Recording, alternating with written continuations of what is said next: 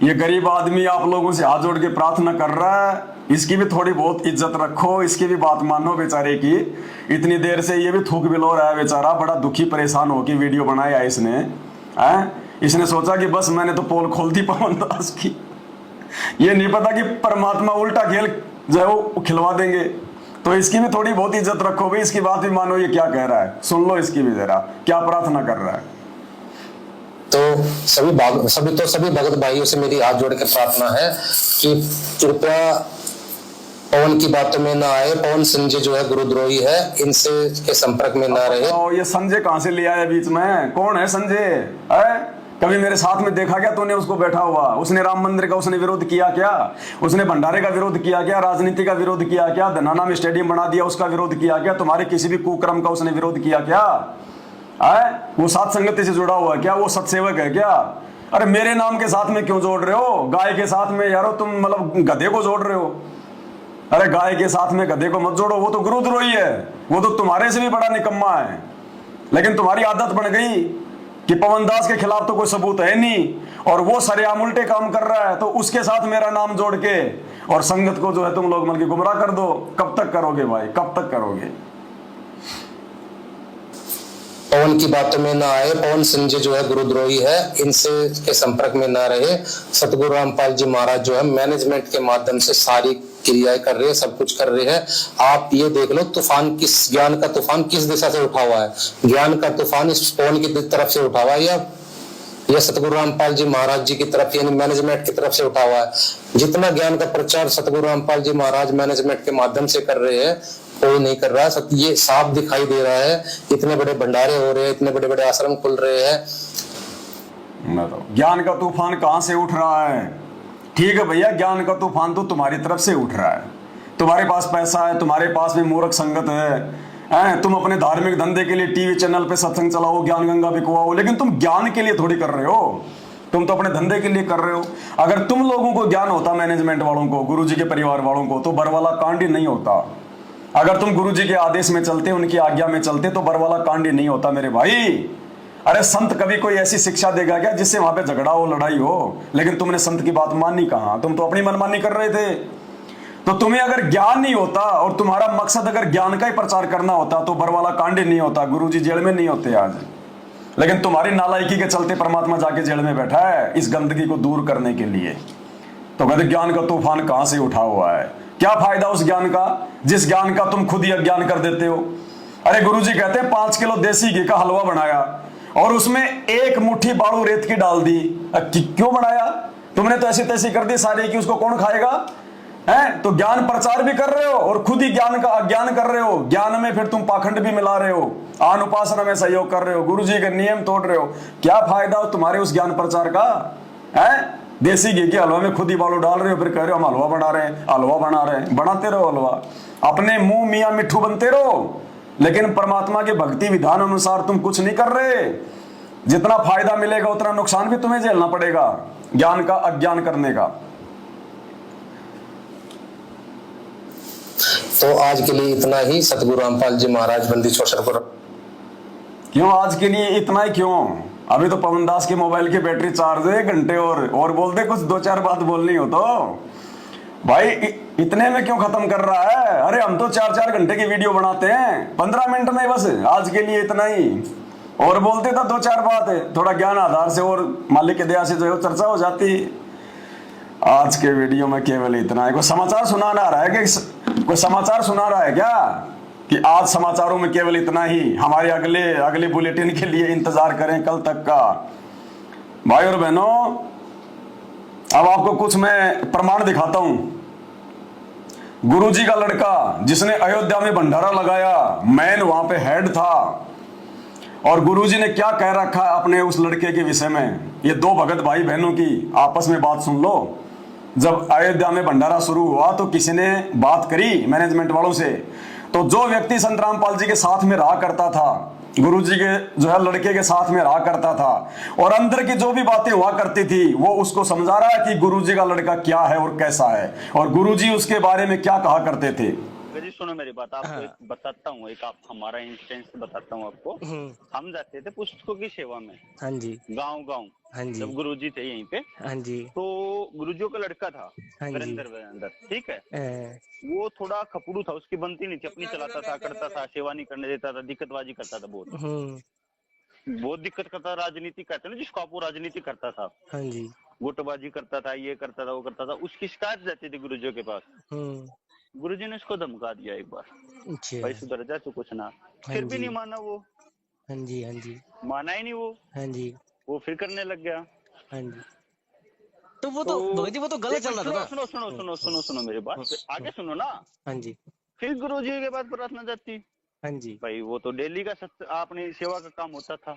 हम्म, कुछ दिक्कत आती, गुरुजी ने ऐसे किया, हम ऐसे करे थे, इसने ऐसे नहीं करने दिया।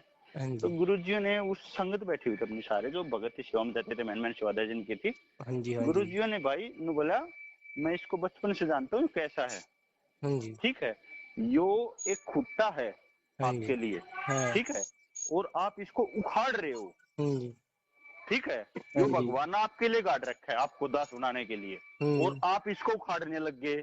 हम्म, क्या कहा गुरुजी ने?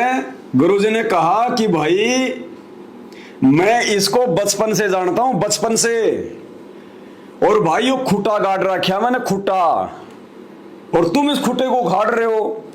अब खूटा क्या होता है भाई और बहनों? जैसे गाय और भैंस को बांधने के लिए जमीन में कोई लोहे का या कोई लकड़ी का कोई मतलब गाड़ दिया जाता है, और उससे गाय का रस्सा या जो बेल होती है उसको बांध दिया जाता है, उसको कहते हैं खूटा।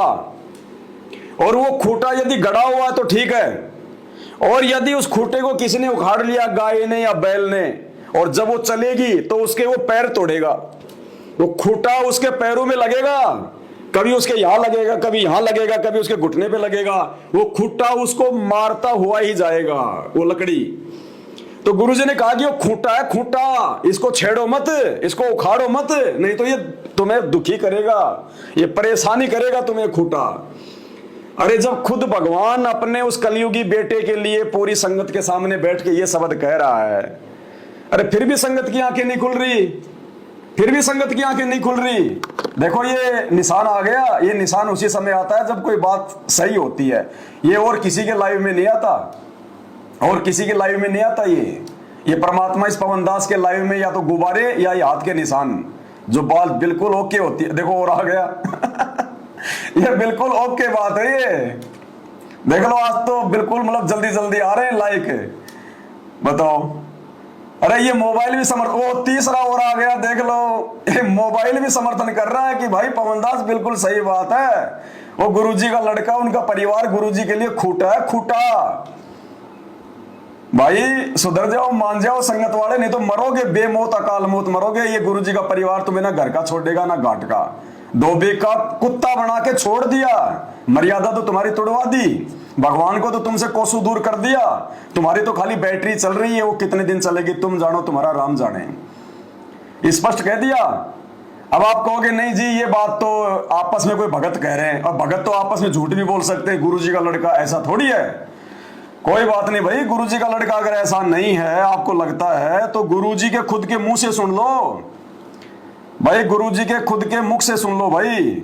भक्तों की बात क्यों मानो, किसी और की बात क्यों मानो। ये लो जी, 2008 का सत्संग है, गुरुजी अपने मुख से कह रहे हैं, और क्या कह रहे हैं कि बच्चों इस दास के 4 संतान थी, और संतान तो आज भी है, कोई मर थोड़ी गई, और संतान ही तो सारा उल्टा काम कर रही है, शैतान वाला, वो संतान ही तो गुरुजी के लिए आज वो शैतान बन गई। लेकिन गुरुजी क्या कह रहे हैं सत्संग में कि दास के 4 संतान थी, ये थी शब्द पे ध्यान देना, ये नहीं कहा कि है। इस दास के 4 संतान थी, 2 लड़के 2 लड़कियां, वो तो आज भी जिंदा हैं। फिर गुरुजी ये क्यों कह रहे हैं कि दास के 4 संतान थी? क्योंकि गुरुजी ने उनको रिजेक्ट कर दिया, रिजेक्ट। अरे साधु शब्दा परखिए, दुख पड़े घर नार, सूर वीर जद जानिए जब रण बाजे तलवार। साधु संतों की पहचान उनके शब्दों से होती है, गुरुजी के शब्दों को पकड़ो। गुरुजी कह रहे हैं दास के 4 संतान थी, 2 लड़के 2 लड़कियां, और आगे फिर गुरुजी क्या कह रहे हैं, और मुझे अच्छे से पता है उनका व्यवहार, उनका चरित्र, वो क्या करते आगे चल के क्या नहीं करते, मुझे अच्छे से पता है उनके बारे में। अरे जब भगवान ने उनकी वर्तमान स्थिति 2008 में बता दी क्योंकि आज उनके जेल जाने के बाद में सारे कुकर्म उन्हीं बेटा बेटियों ने किए हैं। तो भगवान ने तो 2008 में बता दिया था कि मुझे अच्छे से पता है उनका, वो क्या करते क्या नहीं करते, क्या उनका व्यवहार है और आगे चल के क्या मेरी खातिरदारी करते। गुरुजी ने 2008 में बता दिया था कि आगे चल के ये लोग क्या करेंगे और आज ये क्या कर रहे हैं संगत में, आप लोगों को अच्छे से आपकी आंखों के सामने है। तो गुरुजी के मुख से सुन लो भाई।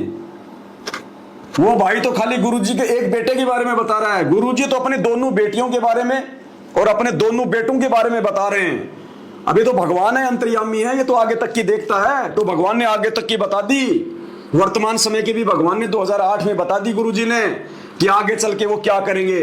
अन्यथा दुनिया का कोई भी संत अपने बेटा बेटी के बारे में नहीं बताता, चाहे वो कितने निकम्मे क्यों ना हो। लेकिन भाई ये परम संत है, ये संगत को धोखे में नहीं रख सकता।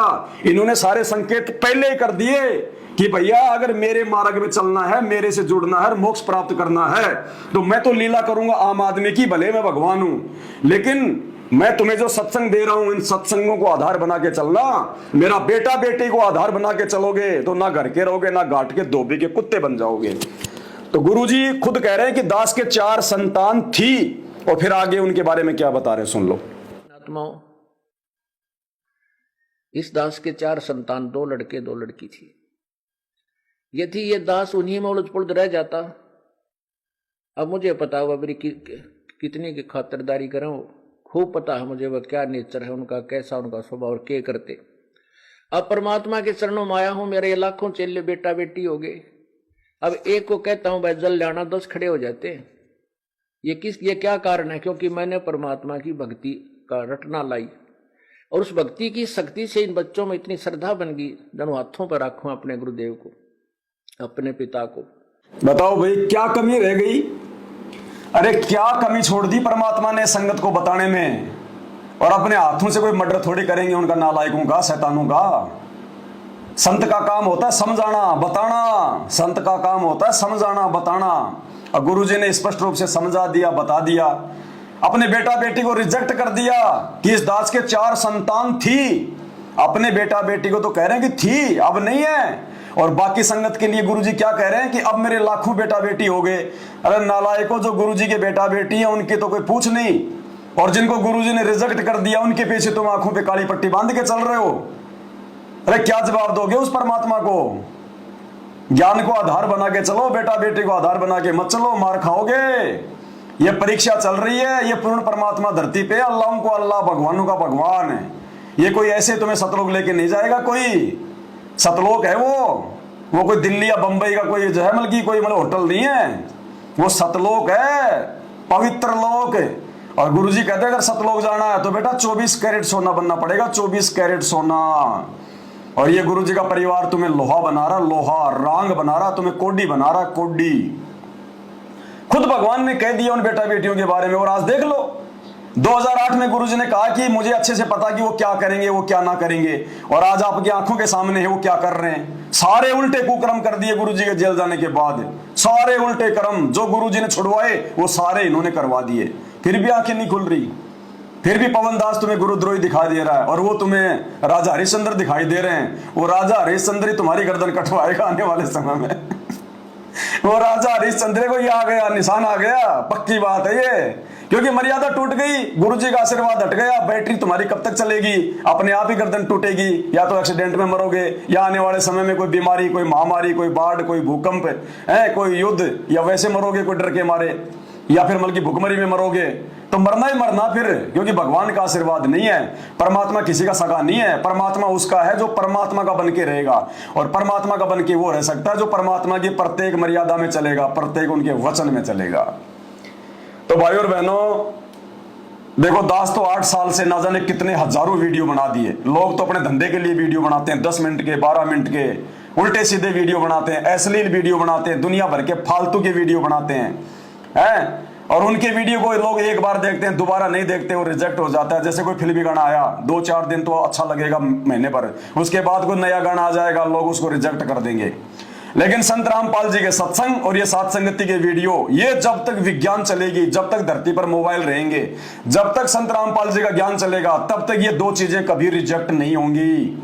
संत रामपाल जी के सत्संग और सात संगति के ज्ञान आधारित वीडियो। और देखो बहुत सारी बातें, अब क्या बताएं आपको, इतनी बातें हमने संगत को बता दी।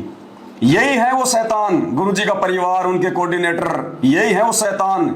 यही है वो राष्ट्रीय समाज सेवा समिति जिसका गुरुजी ने रिजेक्ट कर दिया कि ये मेरी नहीं है, मैंने कोई कमांडो नहीं बनाया आश्रम में बरवाला कांड के समय। और इन्हीं लोगों ने गुरुजी को आश्रम के अंदर जबरदस्ती रोक के रखा, गुरुजी को तारीख पे नहीं जाने दिया।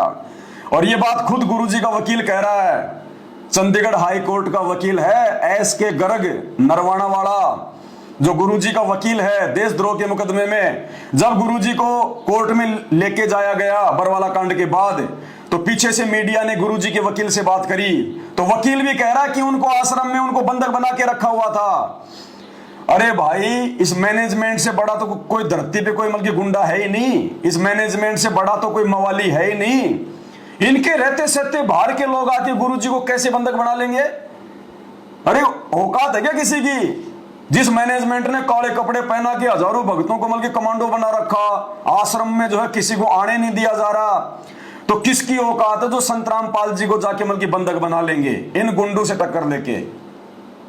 अब वो वकील क्या कह रहा है गुरुजी का? बरवाला कांड के दूसरे दिन जैसे गुरुजी को कोर्ट में पेश किया गया, तो वकील क्या कह रहा है कि उनको बंधक बना के रखा हुआ था। तो विचार कर लो, बंधक बनाया किसने? वो बनाएंगे जो गुरुजी को मानुस मानेंगे। गुरु मानुस कर जानते वो नर कहिए अंध, और दुखी संसार में आ गए यम के फंद। क्योंकि जीव या भगत जब मर्यादा तोड़ के काल की हद में आ जाता है, उसको कोई मान मर्यादा नहीं होती, वो कोई भगवान नहीं मानता, वो सारा वही काम करेगा जो काल चाहता है। तो ये एस.के. गर्ग, नरवाना, चंडीगढ़ हाईकोर्ट का वकील, गुरुजी का वकील क्या कह रहा है? आश्रम में उनको बंधक बना रखा था, उनको तारीख पे नहीं जाने दिया। सुनिए। संत रामपाल को आज पंजाब और हरियाणा का हाई कोर्ट में पेश किया गया और हमारे साथ संत रामपाल के वकील हैं। जी नरवाना जी, आज क्या हुआ है हाई कोर्ट में आपके? आज संत रामपाल जी खुद पर्सनली कोर्ट में पेश हुए हैं और उनको पुलिस ने पेश किया है। और संत जी ने ये कहा है कि मैं तो खुद बंधक बना हुआ था, मैं क्या करता, मेरी मजबूरी थी, इसलिए मैं कोर्ट में नहीं आ सका। मैं बीमार जरूर हूँ, परंतु बीमार के होते भी मैं कोर्ट में आता। किसने बंधक बनाया था उनको? कुछ लोग थे वहाँ पर, हजारों लोग थे, वो कहने लगे तुमने नहीं जाना, इनको रोका हुआ था। अब पुलिस ने जब इनको छुड़ाया तो ये डायरेक्ट एम्बुलेंस में पुलिस इनको कोर्ट में ले। और कितनी देर से बंधक थे वो? ये तो अब जब से ये झगड़ा चल रहा है ना, तब से बंधक ही थे, 15-16 दिन से शायद। अब बताओ भाई और बहनों, बरवाला कांड के समय आश्रम के चारों तरफ काले कमांडो बना के भक्तों को कौन खड़े थे? यही मैनेजमेंट के लोग, जिसके लिए गुरुजी ने साफ साफ कहा उस वीडियो में कि ये राष्ट्रीय समाज सेवा समिति मेरी नहीं है, अर्थात ये सतलोक आश्रम मैनेजमेंट मेरा नहीं है। सुनो, इतने इल्जाम है सर आपके ऊपर, इतने इल्जाम झूठे कैसे हैं आपके ऊपर? आपके गुंडे इतने खड़े थे वहाँ पे, हजारों आदमी हरियाणा पुलिस से। मेरे नीचे राष्ट्रीय समाज सेवा समिति नहीं, तो आपकी समिति है। अरे आपकी समिति है बाबा। मैनेजमेंट गुरुजी ने बनाया, गुरुजी ने बनाया मैनेजमेंट। इसी मैनेजमेंट ने सारी ऐसी तैसी करी है। खुद वकील कह रहा है बंधक बना के रखा हुआ था, उनको आने नहीं दिया गया कोर्ट में, इसलिए पुलिस को जबरदस्ती करनी पड़ी। किसने नहीं आने दिया? मैनेजमेंट ने नहीं आने दिया, राष्ट्रीय समाज सेवा समिति ने नहीं आने दिया, गुरुजी के उन परिवार वालों ने नहीं आने दिया। अरे वो तो भगवान है, वो किसी के बंधन में नहीं आता। हम रोज पढ़ते हैं, गरीब ऐसा सतगुरु हम मिल्या, बेपरवाह अबंध परमहंस पूर्ण पुरुष रोम रोम रविचंद।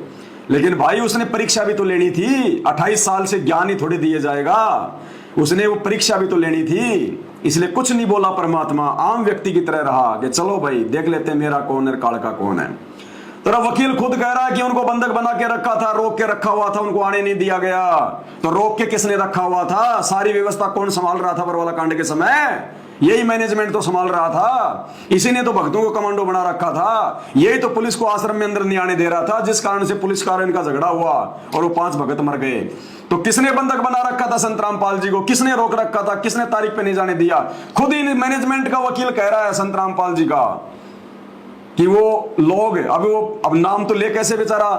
अब ये वकील नाम तो बेचारा मलगिल जो है वो ले नहीं सकता, क्योंकि नाम ले देगा तो फिर इसको फीस कौन देगा? भाई संत रामपाल जी तो जेल में चले गए, अब पीछे से फिर फीस कौन देगा? अगर मैनेजमेंट का ही नाम बता दिया तो कि साहब उनके भाई ने रोक रखा था, उनके बच्चों ने रोक रखा था, तो फिर गुरुजी के जेल जाने के बाद में इस वकील को फिर फीस कौन देता? तो कह रहा नहीं, वहां पे हजारों लोग थे। क्यों हजारों थे? आम भक्तों की औकात है क्या जो अपने गुरुजी को बंधक बना लेंगे? या कोई पाकिस्तान से आ गए कोई भगत, या कोई अफ्रीका से आ गए। लेकिन इसको भी बेचारे को जो है कि बताने में डर लग रहा है। कि तेरी फीस रुक जाएगी, क्योंकि फीस तो संत रामपाल जी का भाई देगा फिर पीछे से अपने बचाव के लिए। संगत से तो ले लेगा कि गुरुजी का वकील, गुरुजी का वकील है, पैसे तो ले लेगा ये कि गुरुजी का वकील, गुरुजी की जमानत करवाएंगे, और खुद के बचाव के लिए सारा सिस्टम सेट कर दिया है और भगोड़ा बन के भाग गया। संत रामपाल जी का भाई बरवाला कांड में पुलिस की सेटिंग से भगोड़ा बन के भागा, भगोड़ा बन के 8 साल के बाद में पकड़ा गया और दे के पैसे मात्र 28 दिन में। उसी मुकदमे में, जिस मुकदमे में संत रामपाल जी को उम्र कैद की सजा हो गई, उसी मुकदमे में संत रामपाल जी का भाई 8 साल तक भगोड़ा और फिर पैसे दे के सेटिंग करके 28 दिन में जेल से बाहर आ गया जमानत पे। इसको कहते हैं सेटिंग। क्यों? क्योंकि ये पहले हरियाणा पुलिस में डीजी का ड्राइवर था, ये हरियाणा पुलिस में नौकरी करता था, ये महेंद्र, ये डीजी का ड्राइवर था। ये आसानी से भक्ति मार्ग में नहीं आया, इसको गुरुजी बड़ी मुश्किल से लेके आए कि नालायक आजा नहीं तो मरेगा। बड़ी मुश्किल से भक्ति मार्ग में आया है ये है वो काल का दूत जिसके बारे में गुरुजी ने 2008 में कह दिया था कि संगत में 2 काल के दूत आ चुके हैं, एक तो ये और एक बलजीत इसका साथी। ये है वो 2 काल के दूत जिनके बारे में संत रामपाल जी ने अपने सत्संगों में 2008 में कह दिया था कि संगत में 2 काल के दूत पैदा हो चुके हैं, लेकिन उनकी दाल नहीं गलेगी क्योंकि मेरे बच्चे अब शाणे हो चुके हैं। ये सुन लो सत्संग। बहुत सारे लोग कहते हैं कि वो 2 काल के दूत ये पवन और संजय है ना। पवन और संजय ने तो 2013 में नाम लिया है, गुरुजी ने तो 2008 में कह दिया 5 साल पहले कि वो आ चुके हैं संगत में। सुनो, तो काल को चिंता होगी है कि ईब तेरी बात बिगड़ेगी। जो आज तक झूठा संदेशा भिजवा रखा था जनता में, अब ये पोल खुल रही है। तो जिस कारण से उसने ये सब कहानी बिगड़वाने की चेष्टा की, लेकिन समर्थ का सरना गहो रंग होरी हो, कभू ना हो ए काज राम रंग होरी हो। समर्थ की ओट में बैठे हैं हम, उस पूर्ण पुरुष की आड़ में, उसकी पूर्ण पुरुष की शरण में हम बैठे हैं। हमारा कभी अकाज नहीं हो सकता। तो इसी प्रकार काल अपने दूत इसी संगत में 1-2 तो हो चुके हैं, लेकिन उनकी दाल नहीं गल पाएगी। जनता बहुत सियानी।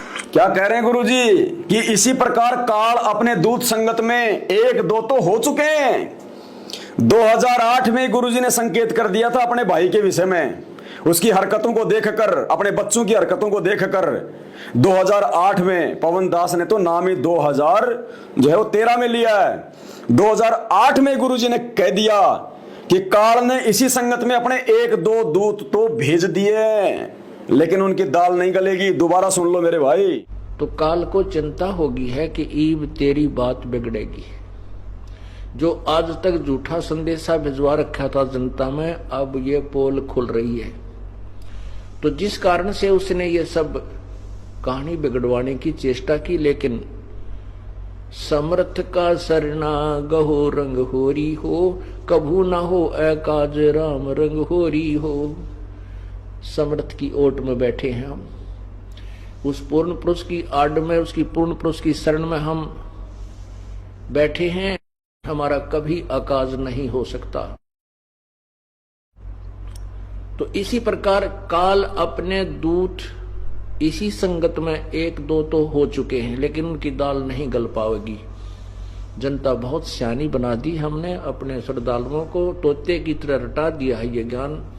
अब उन दुष्ट आत्माओं से औरों को भी बचाएंगे और आप भी दूर रहेंगे। अब ये बचाने का काम परमात्मा 7 संगतियों के माध्यम से करवा रहे हैं। उन काल के दूतों से संगत को बचाने का काम 7 संगतियों से करवा रहे हैं कि मेरे बच्चे शाणे हो गए, समझदार हो गए। अरे इस पवनदास की शिकायत लगा रहे हो ना तुम, बार बार जेल में, बार। जरा ये भी पूछ लो गुरुजी से हाथ जोड़ के कि हे परमात्मा, आपने 2008 में जिन काल के दूतों का जिक्र किया था, मालिक उनका नाम बता दो, कम से कम सावधान हो जाएं। ये मालिक उन काल के दूतों का नाम बता दो। अरे पूछो जरा, पूछो। इतने ऑडियो वीडियो आते हैं, थोड़ी सी हिम्मत करो। पवनदास के बारे में तो बड़ी हिम्मत कर लेते हो, गुरुद्रोही है, वो है गुरुजी, ये कर रहा है, वो कर रहा है। अरे वो काल के दूत के बारे में भी पूछ लो, कौन है वो काल का दूत जिसका गुरुजी ने 2008 में जिक्र कर दिया? क्या परमात्मा बताएगा नहीं अपने बच्चों को सावधान करने के लिए? पूछो।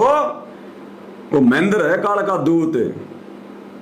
महेंद्र ये खुद शैतान है, वो आने वाले समय में तुम सबके सामने आ जाएगा। खुद शैतान है गुरुजी का भाई महेंद्र।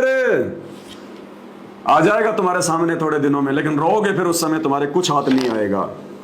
मोबाइल की बैटरी डाउन है, वरना उसका भी मैं तुम्हें दिखा देता। 1 मिनट देखता हूं मैं। ये ऑडियो सुन लो, मेरी और महेंद्र की आपस की बातचीत है 2 मिनट की, जिसमें महेंद्र ने मुझे फोन किया और कहा कि मैंने सुना है तुम गुरुजी के पास में कोई प्रार्थना लगा रहे हो। तो मैंने कहा कि भगत जी मैं काहे की प्रार्थना लगा रहा हूं, बहुत समय पहले की बात है ये, 2016 की।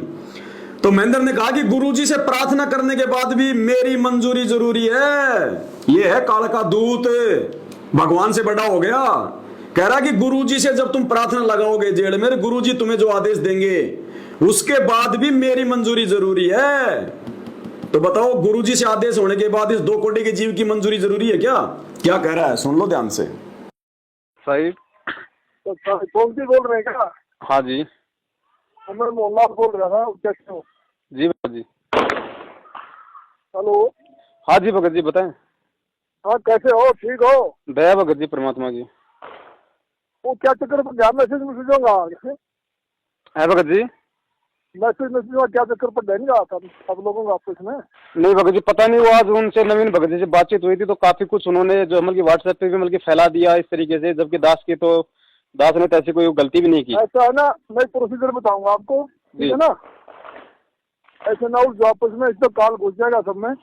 जैसे भी कोई मैसेज आता है वो गुरुजी के थ्रू मेरे पास आता है, हम उनके पास आते हैं। जी भगत जी। जी। तो हम ऐसा करेंगे, सिस्टम बनाएंगे, लिंक बनाएंगे आपस में। मैं इनको बोलूंगा भाई आपके लिंक में आप करो, बाकी अपने नाम से मेरे नाम से कबीरा को दे दो, तो वो वहां से प्लस कर दिया सबको। जी भगत जी, ठीक है ना? जी जी जी। भगत जी, मालिक के आदेशों के अनुसार ही चलना है। दास का इसमें कहीं कोई मतलब इधर उधर का बिल्कुल नहीं है। बाकी आज दास ने नवीन जी को ये कहा था कि नवीन जी देखो, मेरा कहीं वो कुछ नहीं है, और ना ही मैंने कोई ऐसा कोई मतलब मैसेज किया है मेरे से भगत जी, बगैर थोड़ा अगर आपने सुनो, आपने मैसेज वहां दे दिया ना, डीएम कबीरा को सत्य माने और कला माने, मतलब उससे क्या होता है ना, ये भी नवीन भी करता है तो हम करवा नहीं भगत जी आप जी बातों को छोड़ो, जो हो गया सो छोड़ो, आपकी जोड़ो दोबारा से, ठीक है ना? जी जी जी। तो मैं नवीन को बोलता हूँ भाई वो आपसे भी लिंक करे और स्टोर बनाओ, आपस में लिंक बना, चलो क्या दिक्कत है? बिल्कुल भगत जी, मिलके सेवा करनी है। मालिक के भी तो यही आदेश है भाई, मिलके मिलजुल के चलना सबको, हाँ है ना? ना ऐसा नहीं ना, जैसे आप कहते हो, मैंने सुना था आपका व्हाट्सएप का वो रिकॉर्डिंग जी। मैं शनिवार को दोबारा प्रार्थना कराऊंगा। प्रार्थना के बाद भी मेरी मंजूरी जरूरी है, किसी प्रकार की प्रार्थना है वो, गुरु जी का आदेश है, मेरे से सगुण प्रार्थना होगी। क्या कह रहा है ये काल का दूत कि मैंने सुना है कि तू कह रहा था कि मैं प्रार्थना लगाऊंगा जेल में। कह रहा प्रार्थना लगाने के बाद भी मेरी मंजूरी जरूरी है, यानी गुरुजी से आदेश आने के बाद भी इस काल के दूत की मंजूरी लेना जरूरी है। गुरुजी से बड़ा हो गया ये, तो ये कौन है? ये कौन कह सकता है ये बात? ये भगत कह सकता है क्या कि गुरुजी का आदेश होने के बाद में मेरी मंजूरी जरूरी है? ये गुरुजी के भी ऊपर है क्या? ये काल कह सकता है ये बात, दूसरा का नहीं कह सकता। दोबारा सुन लो। ऐसा नहीं ना, जैसे आप कहते हो, मैंने सुना था आपका व्हाट्सएप का वो रिकॉर्डिंग है, मैं शनिवार को दोबारा प्रार्थना कराऊंगा। प्रार्थना के बाद भी मेरी मंजूरी जरूरी है, किसी प्रकार की प्रार्थना है वो, गुरु जी का आदेश है, मेरे से सगुण प्रार्थना होगी। तो फाइनल भगत जी दास की कहाँ प्रार्थना कर? अब बताओ इससे ज्यादा और क्या प्रमाण चाहिए भाइयों? गुरुजी की मंजूरी के बाद भी इसकी मंजूरी जरूरी है। ये गुरुजी से बड़ा वाला गुरुजी हो गया। 2016 की बात है ये तो। अब तो पता नहीं इसके कितने सिंह खड़े हो गए होंगे। ये है काल धरती पर, संत रामपाल जी के मार्ग में सबसे बड़ा रोड़ा। अरे कहां जी रहे हो संगत वालों? मरोगे बेमौत, अकाल मौत मरोगे। संत रामपाल जी का आशीर्वाद नहीं है तुम लोगों पे। सात संगत वालों को छोड़ के संत रामपाल जी का किसी पर आशीर्वाद नहीं है। सबकी सब मर्यादा खंडित है, टूटे हुए हैं। केवल तुम्हारी बैटरी चल रही है थोड़ी बहुत, और इसीलिए तुम आए दिन मर रहे हो, अकाल मौत मर रहे हो तुम लोग। वो धनाना आश्रम बन के तैयार भी नहीं हुआ, वहां 3-4 तो अकाल मौत मर चुके हैं ट्रैक्टर के नीचे दब के। अरे वो आश्रम है क्या? वो तो कत्ल खाना है। आश्रम में कभी भगत मरते हैं क्या? सुधर जाओ भाइयों और बहनों, रोगे नहीं, ये भगवान है। अब थोड़े दिनों में तो पूरी दुनिया की आंख खुल जाएगी कि ये क्या है और क्या नहीं है। अपने आप को भगवान आज से पहले किसी ने नहीं किया। आज जितने भी पीर पैगंबर अवतार आए हैं, उन्होंने कभी नहीं कहा कि हम भगवान हैं। उन्होंने भी ऐसी लीला करी। एक परिवार में आए, माता पिता, बाल बच्चे, ब्याह शादी, वही उल्टे सीधे काम, लड़ाई झगड़ा।